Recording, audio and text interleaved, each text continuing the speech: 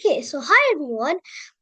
My name is Alvin, and today we're going to be talking about how to do a phone dictionary menu. So what we have to do first is there's four things by the way. So what we have to do first is add our contract, write our name, basically, and our phone number. Then it'll say Avner added successfully. Okay? Then we have to display the contract.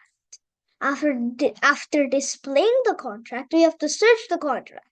If we write the name that we added on the contract, it'll say we found the contract and write the phone number.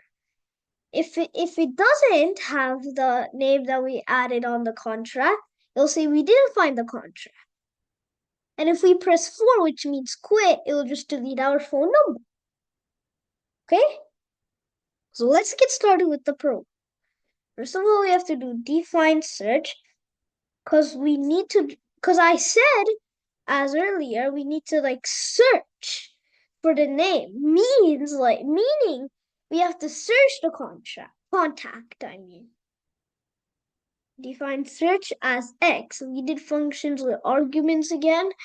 I'll practice it again, okay, if I have a time.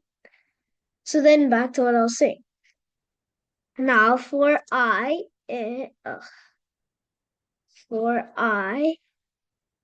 in this contact, okay, do if I equals to X. Okay, is I equals to X. Yeah. Now what we have to do basically is so now if we found the contract already, you know what we have to do. We found the contact, I mean. Why do I have to say that? We found the contact and the phone number.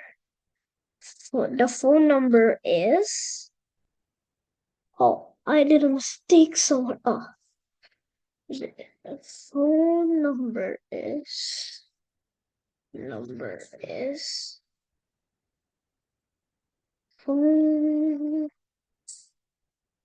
number is what we have to do is now we copy our dig contact, then square brackets I. Okay? Then return. So what does return usually mean? Return it basically means it returns you back to the point where you were. Okay? So if I couldn't, then print we didn't. Didn't find the contract. Didn't find the contract. So we could say found the contract. Yeah, found. Sorry. Found the contract. Why do I always say that? Contact. Okay, contact. I need to say that now. Oh, not in the. We have to actually make this go out of the loop. Yeah, exactly there. Okay. So now after that is it. And then let's go now to the conditions. Now while true. So what does this basically mean? Means I can only run the program once and it comes and running the code just one time, I can just make the one thing in the code and make it multiple times just by running it one time. Instead of just running the code multiple times, I can just do this one time. That's why while true would be easier instead of just running the code multiple times. It's pretty simple. And it saves you time too, instead of just running it. Because that's gonna save a lot of memory. Probably GBR, what is it called? I don't know. But whatever, we go back. Now we have to print the phone dictionary thing. So phone, dictionary. dictionary menu, exactly. /n, instead of just printing it and just like what I mean is like and then print something else, we can just do /n. So it will reduce our lines instead of doing that. Okay? Then next up we had to say one, add contact. Oh, /n, I forgot. Two, display the contact. Display oh, contact. Three, search for the contact. Search contact. Oh, contact. Now fourth, just quit. Pretty simple.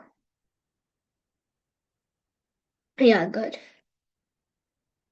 Now, after we were done this, what we have to do, no, we have to input our choice. Choice. Yes, good. Choice equals int. So integer bracket input. So the string bracket quotation marks enter your choice from 1 to 4.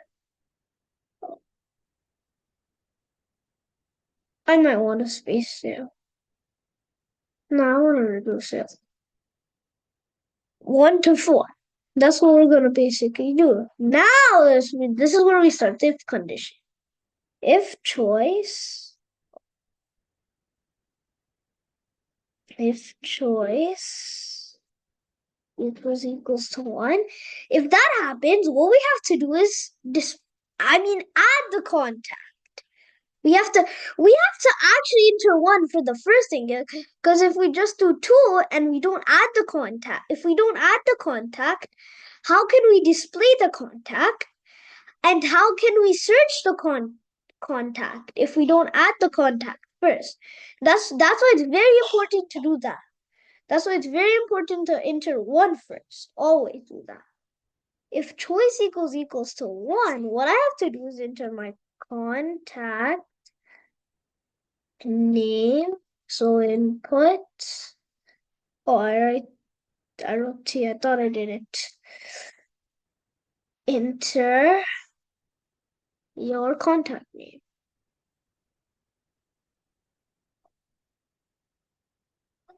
Control C. Yeah, good. Oh, right there. Good. Contact. Then we have to enter our phone number. In the bracket input, the bracket quotation marks enter your phone number. It's just pretty simple. It looks like a hard code, but when you get the hang of it, it's easy. You will get the hang of it soon when you just look at it closely. It's pretty easy. It's really easy. Now, how I said, oh, I forgot. We had to make a contact dictionary here. I forgot that. But now I just remembered. Because without doing that, then how can I add my contact name and also my phone number into the dictionary if I don't even have an empty dictionary yet? I have to have that, then I can only do that. Now I can finally do it. Oh, did I? Oh, I thought I copied that. I didn't? Should have. Then our contact name.